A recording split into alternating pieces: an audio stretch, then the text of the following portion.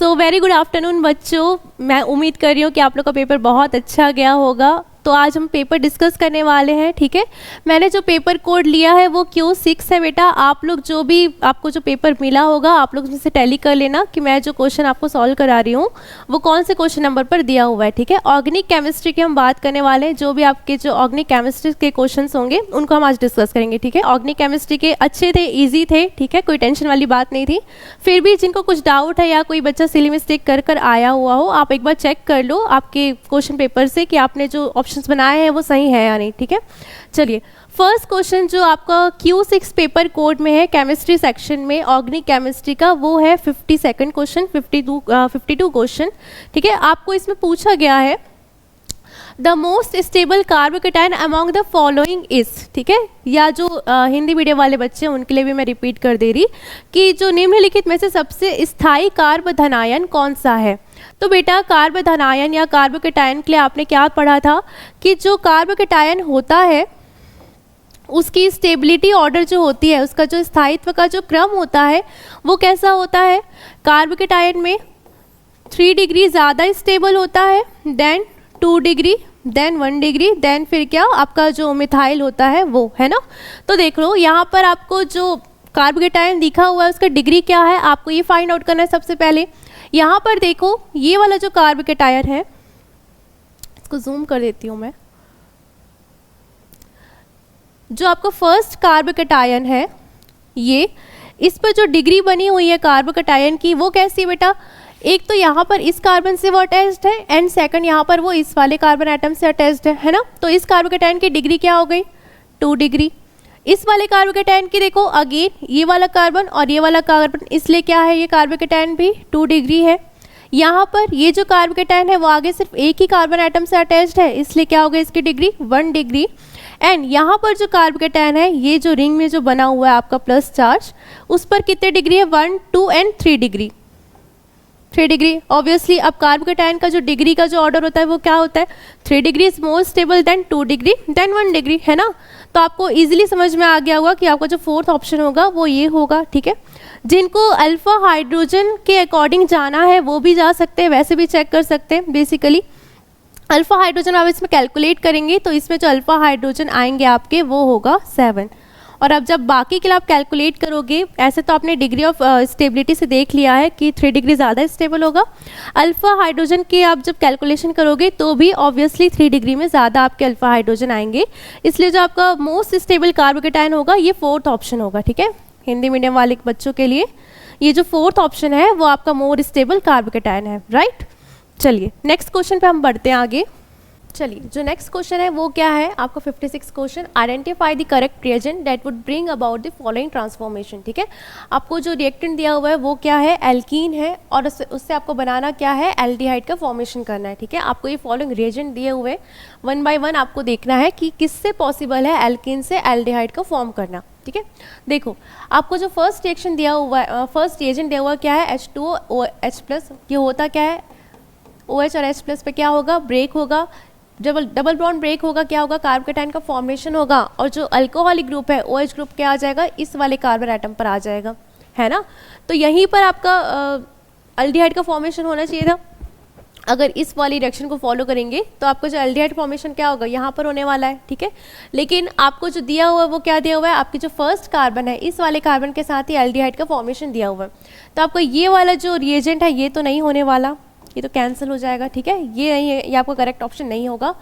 और कुछ सेकंड जो देखते हैं वो क्या होगा, देखो जो सेकंड ऑप्शन पर आपको दिया हुआ है वो क्या, हाइड्रोबोरेशन ऑक्सीडेशन रिएक्शन दिया हुआ है फॉलोइंग विद H2O2, मतलब क्या, पेरोक्साइड एंड OH- के प्रेजेंस में।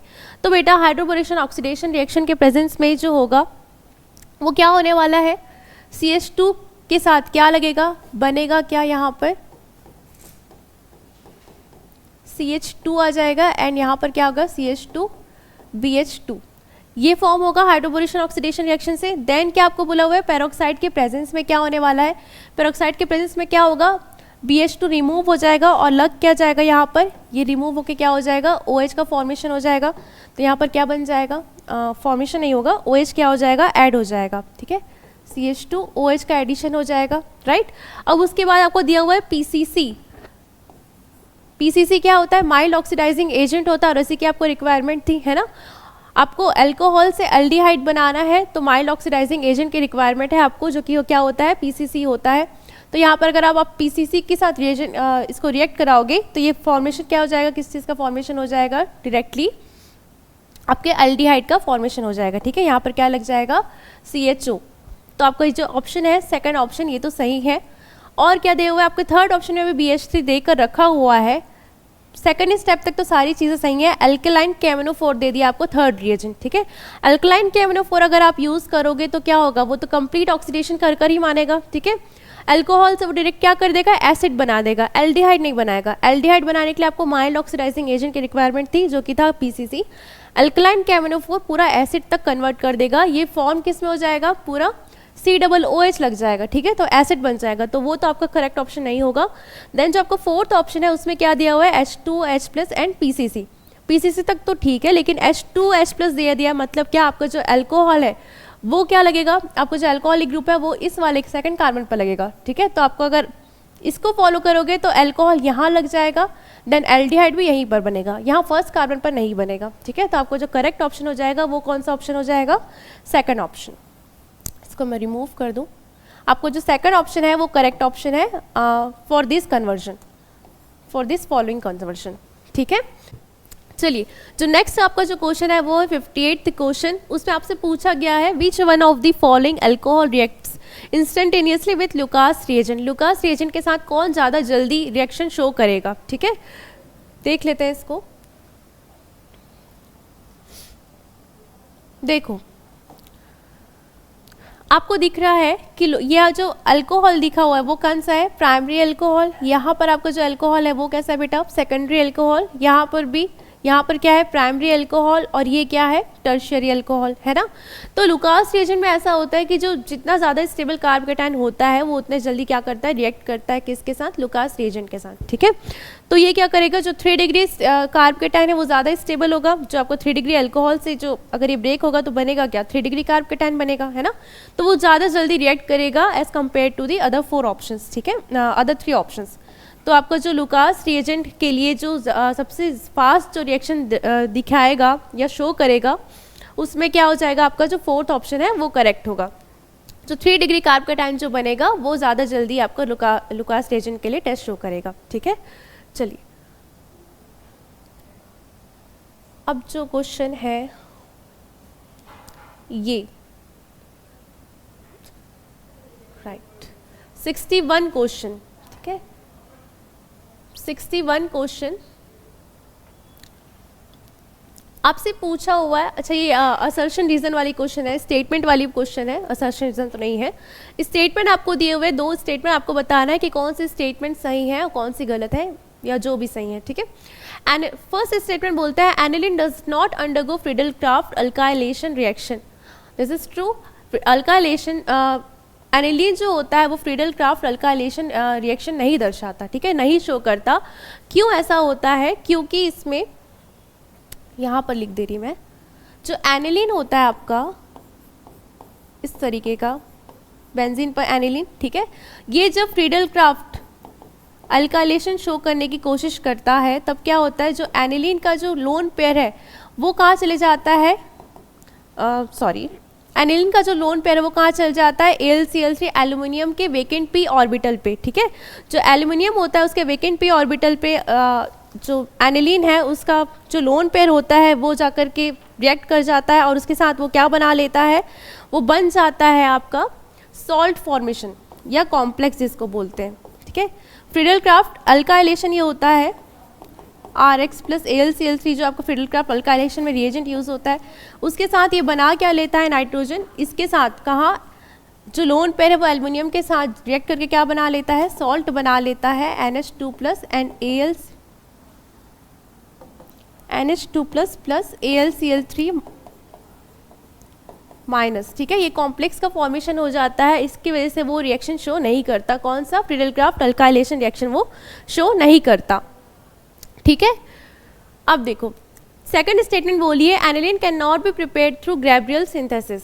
दिस इज ऑल्सो ट्रू, क्योंकि जब आप गैब्रियल थैलेमाइड सिंथेसिस आप जब पढ़ रहे हो, गैब्रियल थैलेमाइड सिंथेसिस रिएक्शन जो होता है उस पर जो फॉर्मेशन होता है प्रोडक्ट का वो क्या होता है, अच्छा उसमें से बन जो पाता है वो होता है एमीन, ठीक है, एमीन ज़रूर बनता है, एनिलिन उसमें से फॉर्म नहीं होता। आप जब उस रिएक्शन को देखोगे गैब्रियल थैलेमाइड सिंथेसिस को, उसमें एनिलिन का फॉर्मेशन आपको होते हुए नहीं दिखेगा, एमीन का फॉर्मेशन होता है।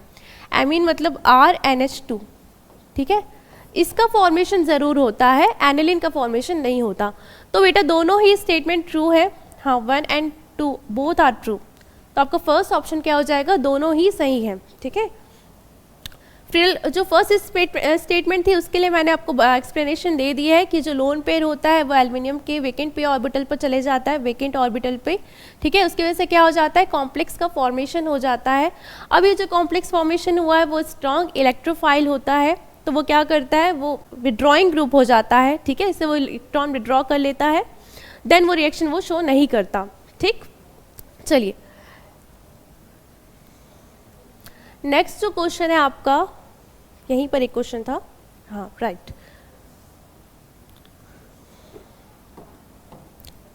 ये जो क्वेश्चन है आपका, on heating some solid substances change from solid to vapour state without passing through the liquid state. आपका जो सॉलिड से डायरेक्टली वेपर स्टेट में कन्वर्ट करने का जो प्रोसेस होता है आप उसको क्या बोलते हो, उसके लिए जो टर्म है वो क्या है, डायरेक्ट क्वेश्चन है, आप उसको क्या बोलते हो बेटा, सब्लिमेशन, ठीक है, क्या बोलते हैं हम उसको, सब्लिमेशन, जहाँ पर क्या होता है सॉलिड से सीधा वेपर स्टेट पे आप कन्वर्ट कर लेते हो without changing it into the liquid state, ठीक है, सॉलिड से पहले लिक्विड फिर गैस, वैसा नहीं होता, सीधे सॉलिड से गैस में अगर आ रहा है तो आप उसको क्या बोलते हो, सब्लिमेशन, या फिर क्या उधर्वपातन, ठीक है। चलिए नेक्स्ट जो क्वेश्चन है, या राइट, IUPAC पर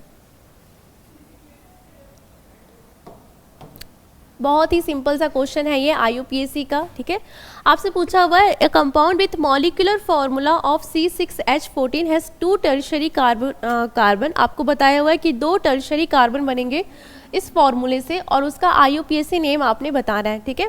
क्या करोगे आप, ऑप्शन वाइज चेक करते जाओ स्टेप बाय स्टेप, ठीक है। एन हेक्सेन में पॉसिबल है क्या, नॉर्मल चेन होगी एन हेक्सेन की, उसमें तो कोई आपको पॉसिबल नहीं है कि 2 टर्शरी कार्बन एटम मिले, तो ये ऑप्शन तो आपका होने ही नहीं वाला है ना। 2 मिथाइल पेंटेन पर देखो आपको एक ही टर्शरी कार्बन मिला है, सिर्फ एक ही टर्शरी कार्बन मिला है, और इसने बात किसकी करी है, 2 टर्शरी कार्बन एटम्स की, तो ये भी आपको ऑप्शन नहीं हो सकता, नहीं हो सकता है ना। जो थर्ड ऑप्शन है वो क्या है, जो थर्ड ऑप्शन है वो क्या है, 2,3 डाइमिथाइल ब्यूटेन, 2,3 डाइमिथाइल ब्यूटेन, देखो हाँ ये हो सकता है, ठीक है, क्यों, देखो उसने 2 टर्शरी कार्बन की बात करी थी, एक तो आपका टर्शरी कार्बन ये हो गया और फिर क्या है, एक तो ये वाला कार्बन भी है, 2 कार्बन आपको मिल रहा है 2 टर्शरी कार्बन, तो ये आपको ऑप्शन हो सकता है, बट आपको मिस्टेक नहीं करना, ठीक है। आप एक बार फोर्थ ऑप्शन को भी चेक कर लो, 2,2 डाइमिथाइल ब्यूटेन, ये हो सकता है क्या, इसमें तो कोई भी टर्शरी कार्बन नहीं फॉर्म हो रहा है ना, क्या हो रहा है, एक तो 4 डिग्री कार्बन है क्वाटरनरी है, और एक क्या है प्राइमरी भी मिल रहा है और सेकेंडरी भी मिल रहा है, लेकिन टर्शरी तो हमको एक भी नहीं मिल रहे, तो आपको जो करेक्ट ऑप्शन हो जाएगा वो क्या होगा, थर्ड ऑप्शन, ठीक है, जिसमें आपको 2 टर्शरी कार्बन अगर मिल रहे हैं तो फिर आपको जो ऑप्शन है वो कौन सा है, थर्ड ऑप्शन, ठीक है। चलो नेक्स्ट जो है आपका जो क्वेश्चन वो है फेलिंग सॉल्यूशन ए क्या होता है, डायरेक्ट क्वेश्चन है, कोई इसमें बस रीड करके आंसर देने वाला क्वेश्चन है ये तो, है ना। देखो फेलिंग सॉल्यूशन ए क्या होता है, फेलिंग सॉल्यूशन ए क्या होता है बेटा, एक्वस कॉपर सल्फेट होता है ना। 2 फेलिंग सॉल्यूशन की हम बात करते हैं, Fehling solution A and Fehling solution B. Fehling solution A जो होता है वो क्या होता है, aqueous copper sulphate. Fehling solution B क्या होता है, alkaline solution of sodium potassium tartrate, या जिसको बोलते हैं रोशल सॉल्ट, ठीक है।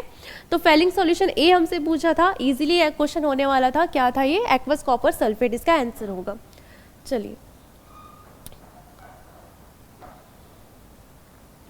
देन अब जो रिएक्शन है, जो क्वेश्चन है आपका वो है ये 72 क्वेश्चन। 72 क्वेश्चन पे आपसे बोला गया है मैच दी फॉलोइंग कॉलम है, आपको मैचिंग बतानी है, मतलब जो ऑप्शंस है, ठीक है। क्या करोगे आप, यहाँ पर देखो टाइम वेस्ट नहीं करना, स्मार्ट वर्क करना है, ठीक है। आप क्या करो, ऑप्शन को एलिमिनेट करना भी सीख जाओ, ठीक है।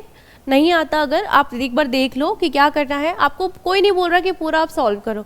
देखो फर्स्ट में आपको दिख रहा है कि क्या होता है, बीच में डबल बॉन्ड है, बीच में क्या है आपका डबल बॉन्ड है, उससे क्या बना है आपको ऑक्सीजन लगा हुआ है, ठीक है। ये कहाँ होता है, हमने ऐसा कहाँ पढ़ा हुआ है, ओजोनोलिसिस में वैसा होता है ना। ओजोनोलिसिस में ऐसा होता है कि जो डबल बॉन्ड होता है वो ब्रेक होता है एंड ऑक्सीजन क्या होता है, ऐड होता है। तो ओजोनोलिसिस चेक कर लो, आपके फोर्थ ऑप्शन में दिया हुआ है ओजोनोलिसिस, तो इसके लिए तो क्या हो गया आपका फोर्थ ऑप्शन, ठीक है। ए का 4 होने वाला है, आप श्योर हो, आप देख लो ए का 4 कहाँ पर है, एक तो फर्स्ट ऑप्शन पे, एक थर्ड ऑप्शन पे। तो ये जो आपके सेकंड और फोर्थ ऑप्शन है, इसको तो आपको देखने की ज़रूरत ही नहीं है, ठीक है। आप देखो जो आपको बी ऑप्शन है, जो बी दिया हुआ है, इस पर क्या दिया हुआ है कि कोई बेंजीन है, उससे क्या हो रहा है आपका, ऐसा कोई कंपाउंड फॉर्मेशन हो रहा है। ऐसा आपने कहाँ देखा हुआ है, आपको याद आ रहा हो तो ऐसा होता है फ्रीडल क्राफ्ट असाइलेशन में, ठीक है। फ्रीडल क्राफ्ट असाइलेशन में होता है कि जो बेंजीन है, फ्रीडल क्राफ्ट असाइलेशन में ऐसा होता है कि बेंजीन से क्या बन रहा होता है, उस पर देखो ब्रेक होगा बॉन्ड,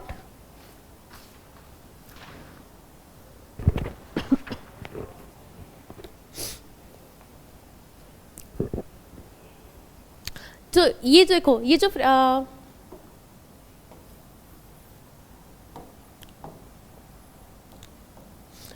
आपको जो बी ऑप्शन में दिया हुआ, बी को जो दिया हुआ वो उसमें क्या है, बेंजीन से ऐसा कुछ प्रोडक्ट बन रहा है, आपको बताना है कि ऐसा कहाँ होता है। तो देखो आपने ऐसा कहाँ देखा हुआ है, फ्रीडल क्राफ्ट असाइलेशन में ऐसा होता है ना।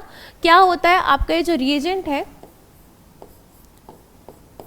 एनहाइड्रस AlCl3 के साथ अक्सर जब रिएक्शन होता है, क्या होता है, ये देखो यहाँ पर ये क्या प्लस चार्ज, मतलब क्या एज ए इलेक्ट्रोफाइल ये एक्ट करने वाला है, और जब ये बेंजीन के साथ रिएक्ट करता है, मतलब क्या इलेक्ट्रोफाइल कहाँ जाएगा, बेंजीन के पास जाएगा, और जब रिएक्ट करेगा तो आपका कुछ ऐसा इस टाइप का प्रोडक्ट फॉर्मेशन होगा, ठीक है। तो इसके लिए जो आपका ऑप्शन हो गया वो कौन सा हो गया बेटा, फर्स्ट वाला एनहाइड्रस AlCl3। बी का 1 नहीं भी देखते तो भी चलता, ठीक है, नहीं भी देखते तो भी चलता, आपको पता है कि बी का 1 दिया हुआ है। अब देखो डिफरेंस कहाँ है, सी का 3 या फिर सी का सेकंड ऑप्शन हो सकता है या फिर थर्ड ऑप्शन हो सकता है, ये आपको देखना है। तो देखो यहाँ देखो क्या हो रहा है, इसको मैं हटा दूँ,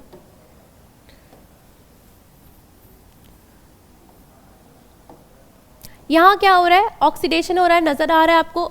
अल्कोहल से क्या हो रहा है, कीटोन का फॉर्मेशन हो रहा है, माइल्ड ऑक्सीडेशन, आपका माइल्ड ऑक्सीडाइजिंग एजेंट आपको रिक्वायर्ड है इसके ऑक्सीडेशन के लिए। कहाँ से, अल्कोहल से, किसके फॉर्मेशन के लिए, कीटोन के फॉर्मेशन के लिए। तो आपको 3 और 4 में माइल्ड ऑक्सीडाइजिंग एजेंट आपको नजर आ रहा होगा, वो कौन हो सकता है, CrO3, ये होता है माइल्ड ऑक्सीडाइजिंग एजेंट, ठीक है। इसके प्रेजेंस में आप अल्कोहल से कीटोन का फॉर्मेशन कर सकते हो। तो सी का ऑप्शन आपका होगा 2, कौन सा, ये जो सही है, ठीक है। तो आपका ऑप्शन हो जाएगा थर्ड ऑप्शन, क्लियर है। ये जो आपका ऑप्शन हो जाएगा वो क्या हो जाएगा, थर्ड ऑप्शन हो जाएगा। चलिए देन आपका जो क्वेश्चन है वो है 73rd क्वेश्चन।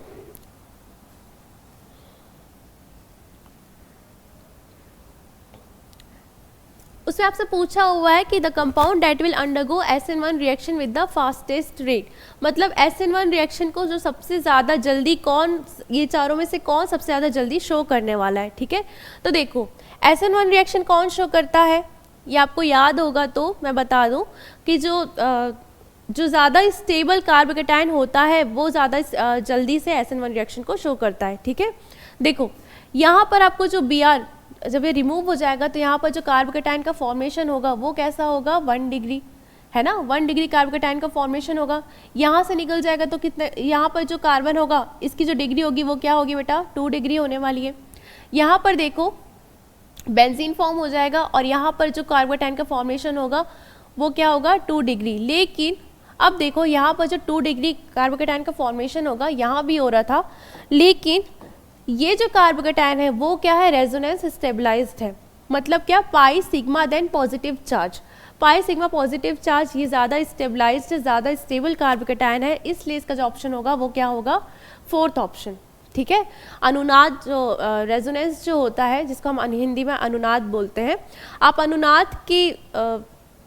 अनुनाद को मुख्य रूप से उसको प्राथमिकता दे करके भी आप समझ सकते हो। देखो ये आपको कब दे रहा है, जब आपको दिख रहा है कि कार्बोकैटायन की जो डिग्री है वो जब समान हो गई है, तब आप तुलना किस पे करोगे, किसको देखोगे आप, तो सबसे पहले किस पर आते हो, अनुनाद को देखते हो, उसके बाद क्या अतिसंयुग्मन, ये सब देखते हो, है ना।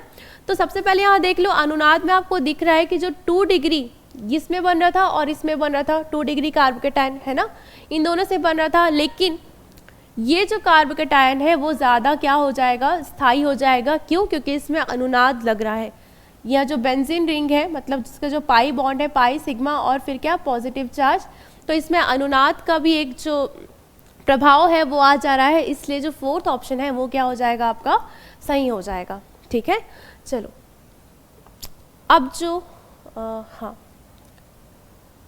अब जो क्वेश्चन है वो है ये क्वेश्चन, इसमें आपसे पूछा हुआ है, 2 स्टेटमेंट दिए, अगेन आपको बताना है कौन सी स्टेटमेंट सही है कौन सी गलत है। स्टेटमेंट 1 बोलता है the boiling point of 3 isomeric pentanes follows the order. ये जो सारे आइसोमर्स है किसके हैं, पेंटेन के। आपको इसमें बताना है कि जो इनका क्वथनांक है, जो बॉइलिंग पॉइंट है, वो किसका ज़्यादा है किसका कम, उसका आपको ऑर्डर दे दिया गया है, क्रम दे दिया हुआ है, आपको पहचानना है कि ऐसा होता है कि नहीं। तो आपने सीख रखा होगा कि बॉइलिंग पॉइंट जो होता है वो डायरेक्टली प्रोपोर्शनल होता है नंबर ऑफ कार्बन एटम के, ठीक है, और इन्वर्सली प्रोपोर्शनल होता है उसके साइड चेन के, है ना। मतलब जितनी ज़्यादा साइड चेन होती जाती है उसका बॉइलिंग पॉइंट क्या होते जाता है, उतना कम होते जाता है। ठीक है, यहाँ पर आपको दिया हुआ है n pentane, isopentane, neopentane. Number of carbon atom तो सेम है, लेकिन इसमें क्या होती जा रही है, ब्रांचिंग होती जा रही है, शाखा निकलते जा रही है ना। इसके जो साइड चेन होते जा रहे हैं वो क्या होते जा रहे हैं, बढ़ते जा रहे हैं, शाखा बढ़ती जा रही है, इसलिए इनका बॉइलिंग पॉइंट क्या होते जा रहा है, कम होते जा रहा है। तो ये तो बात सही है, स्टेटमेंट 1 सही है। ठीक है, स्टेटमेंट 2 की हम बात करें तो उसमें इसका कुछ रीजन बताया हुआ है कि when branching increases the molecule attains a shape of sphere, this results in a small surface area for contact due to which the intermolecular forces between the spherical molecules are weak, thereby lowering the boiling point. तो ये बात बिल्कुल सही है कि जैसे जैसे वो ब्रांच होती जाती है वो एक स्फीयर का रूप लेते जाता है, ठीक है, जिससे उसकी सरफेस एरिया क्या होने लगती है, कम होने लगती है। ठीक है, तो जिसके लिए उसका जो बॉइलिंग पॉइंट होता है वो क्या होते जाता है, कम होते जाता है। ठीक है, तो ये बात बिल्कुल सही है, दोनों ही स्टेटमेंट बिल्कुल सही है, both are correct, statement 1 and 2 both are correct. ठीक है, आपका फर्स्ट ऑप्शन सही है। देखो जैसे जैसे शाखा बढ़ते जाता है वो गोले का आकार लेते जाता है, ठीक है, जिससे उसके लिए क्या होते जाती है, जो क्षेत्रफल होता है वो कम होते जाता है, जिसकी वजह से उसका जो बॉइलिंग पॉइंट होता है वो भी कम होते जाता है। ठीक है, तो ये दोनों बात सही है, दोनों ही सत्य है, सही बात है। ठीक है, चलिए अब जो आपका क्वेश्चन है दिस 81 क्वेश्चन, तो कोई क्वेश्चन नहीं रह गया। 81 क्वेश्चन बायोमॉलिक्यूल्स का ये क्वेश्चन आपसे पूछा हुआ है, डायरेक्टली एनसीईआरटी से इसको उठाया गया है। ठीक है, एनसीईआरटी में ये क्वेश्चन दिया हुआ है, आप जब ग्लूकोज अगर पढ़ते हो, ठीक है, उससे आपसे पूछा हुआ है इस क्वेश्चन में कि the reagents with which glucose does not react to give the corresponding test या प्रोड्यूस प्रोडक्ट। ठीक है, कौन सा इनमें से प्रोडक्ट फॉर्म नहीं होगा या कौन सा टेस्ट ग्लूकोज नहीं शो करेगा, इसके बारे में आपको बताना है। ठीक है, तो जो टॉलेंस रिएजेंट टेस्ट होता है ग्लूकोज उसको शो करता है। ठीक है, टॉलेंस रिएजेंट टेस्ट वो ग्लूकोज शो करता है, शिफ्ट रिएजेंट टेस्ट वो शो नहीं करता। ये आपकी एनसीईआरटी में बेटा लिखा हुआ है कि शिफ्ट रिएजेंट के साथ ग्लूकोज कोई रिएक्शन शो नहीं करता। HCN के साथ भी ये रिएक्शन शो करता है, कौन, ग्लूकोज HCN के साथ रिएक्शन शो करता है। ठीक है, और NH2OH के साथ भी रिएक्शन शो करता है। ठीक है, टोलेंस रिएजेंट के साथ भी शो करता है, HCN के साथ भी, NH2OH के साथ भी रिएक्शन शो करता है। NaHCO3 वो कभी नहीं बनाता। ठीक है, इसको NaHSO3 वो कभी नहीं बनाता, कौन, ग्लूकोज। तो ग्लूकोज शिफ्ट रिएजेंट टेस्ट कभी शिफ्ट रिएजेंट के साथ शो नहीं करता, और NaHSO3 जो आपको उसका ग्लूकोज से कभी भी प्रोडक्ट फॉर्म नहीं होता। ठीक है, ये आपके एनसीईआरटी में लाइन टू लाइन लिखा हुआ है, तो आपको इसमें से ऑप्शन चूज करना था, कौन सा ऑप्शन नहीं होगा, तो B and E हाँ, बी एंड ई आपका ऑप्शन जो करेक्ट हो जाएगा, क्योंकि आपको बोला है डज नॉट रिएक्ट, कौन रिएक्शन शो नहीं करेगा, तो बी एंड ई आपका ऑप्शन हो जाएगा, थर्ड ऑप्शन आपका करेक्ट ऑप्शन है। ठीक है, चलिए देन जो आपका क्वेश्चन है या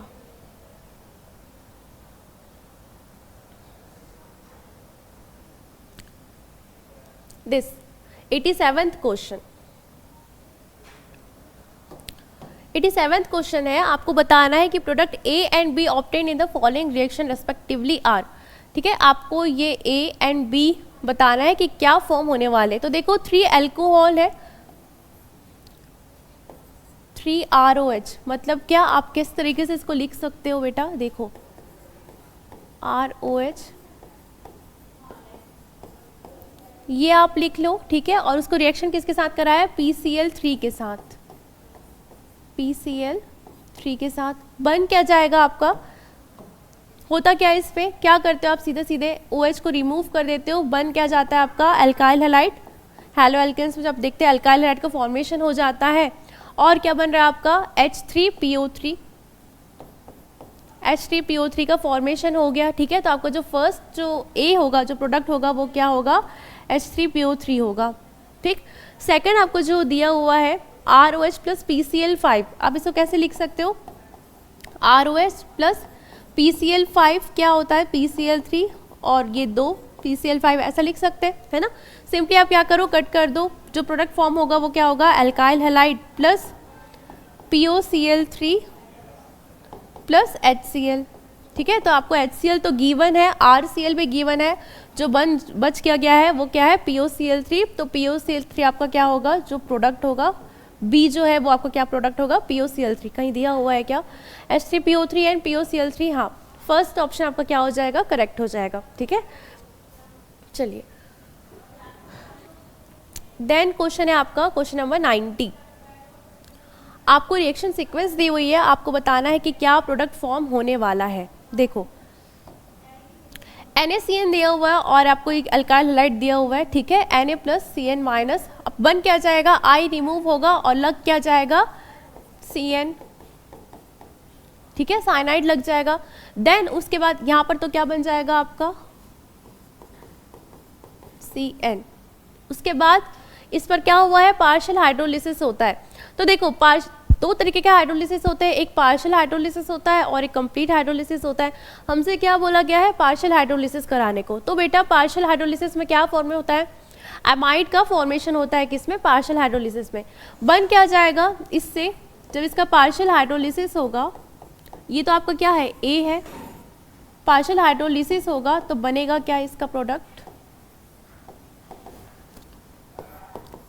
एमाइड का फॉर्मेशन होगा, है ना, CONH2, ये होगा क्या एमाइड, एमाइड का फॉर्मेशन हो रहा है आपके बी पर।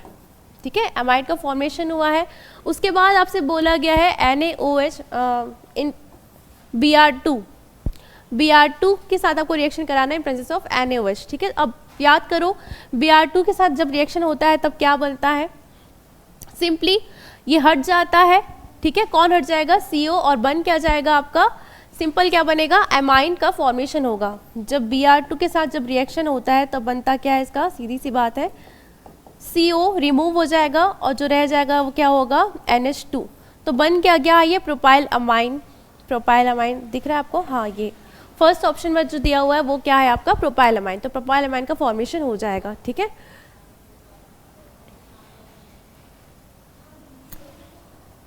चलिए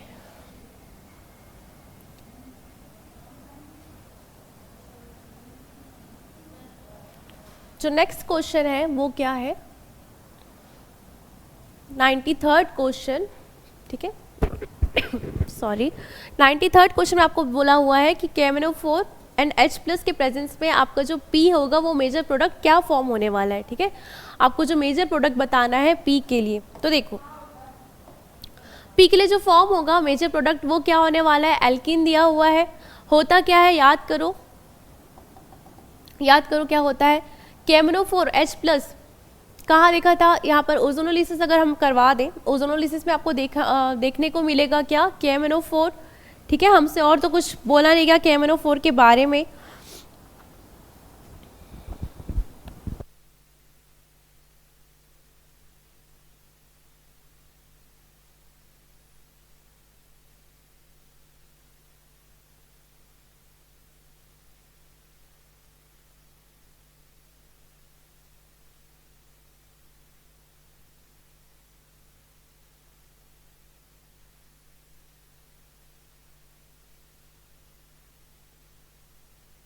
चलिए, जो नेक्स्ट क्वेश्चन है वो क्या है, 93 क्वेश्चन। इस पे आपको बोला गया है कि फॉर द गिवन रिएक्शन, जो रिएक्शन दिया हुआ है इसके लिए आपको बताना है कि जो मेजर प्रोडक्ट होगा वो क्या होने वाला है। ठीक है, तो देखो KMnO4 दिया हुआ है, आपको पता होगा KMnO4 क्या है बेटा, ऑक्सीडाइजिंग एजेंट है ना।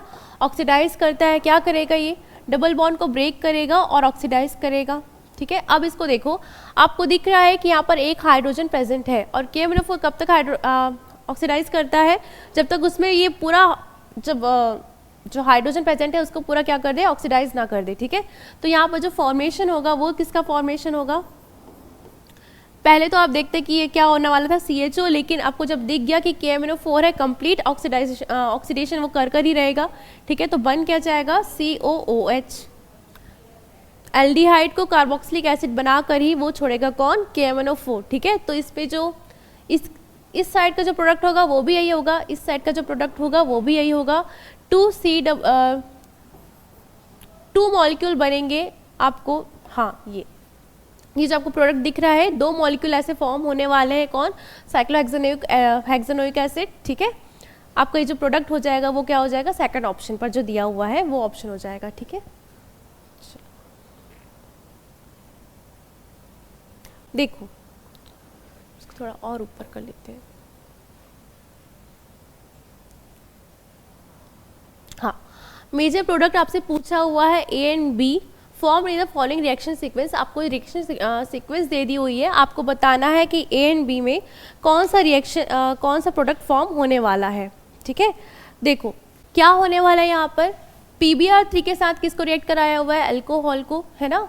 अल्कोहल ग्रुप आपको दिख रहा है, PBr3 के प्रेजेंस में बन क्या जाएगा, यहाँ पर जो फॉर्म होगा, जो फॉर्म होगा वो क्या होगा, Br, और इस CH3 तो एज इट इज रहेगा। ठीक है, ये आपका क्या हो गया, A प्रोडक्ट जो बनेगा।